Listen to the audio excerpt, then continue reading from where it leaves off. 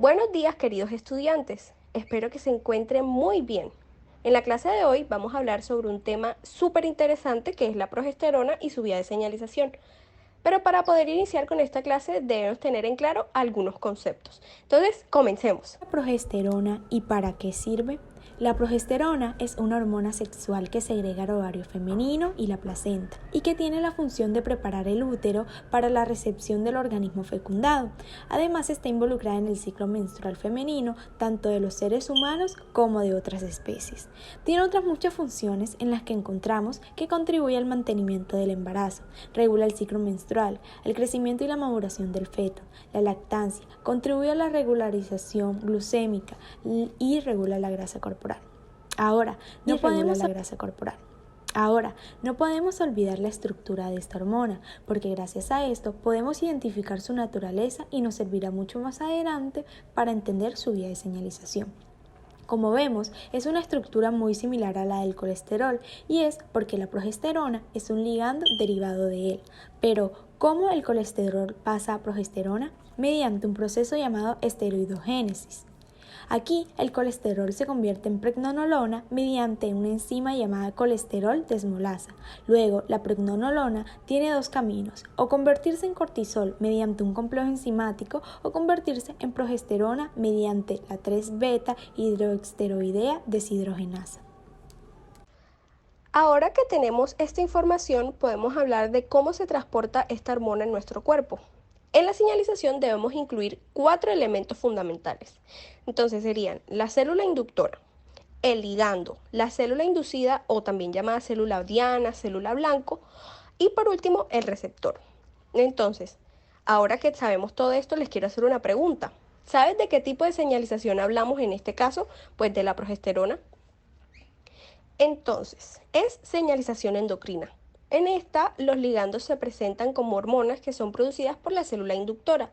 En el caso de la progesterona, los óvulos son las células encargadas de producir esta hormona, cuyo objetivo será llegar, a través del torrente sanguíneo, a las células diana, que pueden ser el tracto reproductivo femenino, la glándula mamaria, el hipotálamo y la pituitaria. Entonces, solo nos falta hablar del elemento que recibe el ligando, que sería el receptor. Debido a su naturaleza lipídica, la hormona es un ligando liposoluble con muy poco hidrofílico y por tanto afín con la membrana. Ahora que te hemos dicho esto, ¿puedes saber la ubicación del receptor de progesterona? A. Sobre la membrana celular. B. En el citoplasma. C. En el núcleo. Te daremos unos segundos para contestar. Así es, el receptor es citosólico.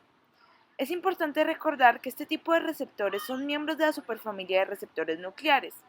El último destino de la hormona será en el núcleo, por ello se verá involucrada en un proceso de transcripción cuyo objetivo es la expresión de nuevos genes, de allí que veamos nuevos cambios en nuestro cuerpo.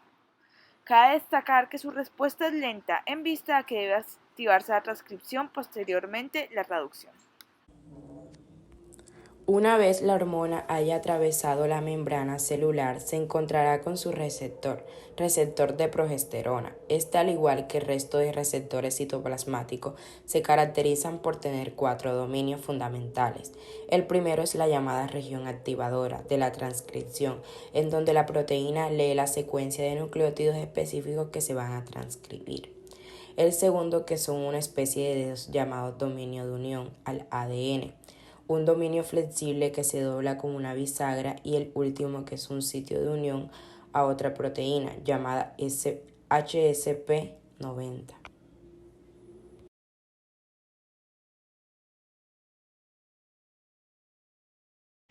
La unión de la progesterona a su receptor produce la liberación de los complejos de proteínas de golpe de calor, es decir, HSP90 y HSP70, a las que se encontraba unida.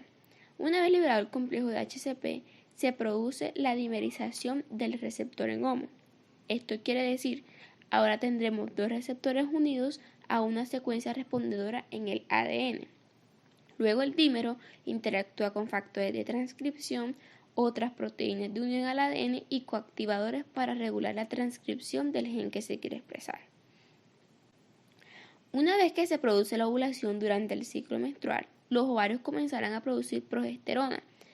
La progesterona actúa entonces en el endometrio y hace que éste segregue unas proteínas especiales que nutren al óvulo fecundado, proporcionando unas condiciones óptimas para el desarrollo del embrión.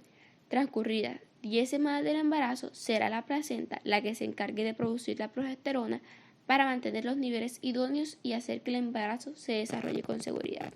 Si el óvulo no ha sido fecundado pero se ha liberado progesterona, el exceso de esta hormona que no necesita el cuerpo será expulsado con el resto de la menstruación.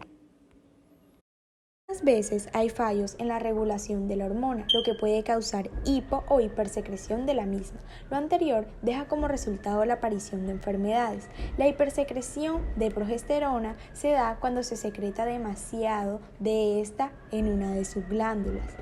Esto deja efectos como por ejemplo estar embarazada, tener quistes ováricos, tener un embarazo molar, es decir, un crecimiento en el abdomen que causa síntomas de embarazo, enfermedades en las glándulas suprarrenales o tener cáncer de ovario. Los niveles de progesterona podrían estar más altos todavía si la embarazada tiene 2 o más bebés. La hiposecreción sucede cuando la cantidad de hormonas que se secretan es muy poca.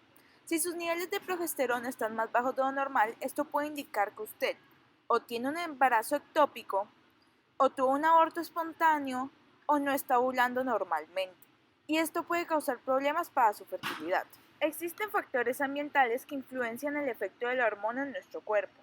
Los disruptores endocrinos asociados a la fertilidad y el desarrollo del embarazo son el uso de pesticidas en agricultura como exposición a DDT, PCB o metales pesados, ya que estos aumentan el riesgo de subfertilidad femenina, desarrollo a temprana edad y complicaciones en el embarazo.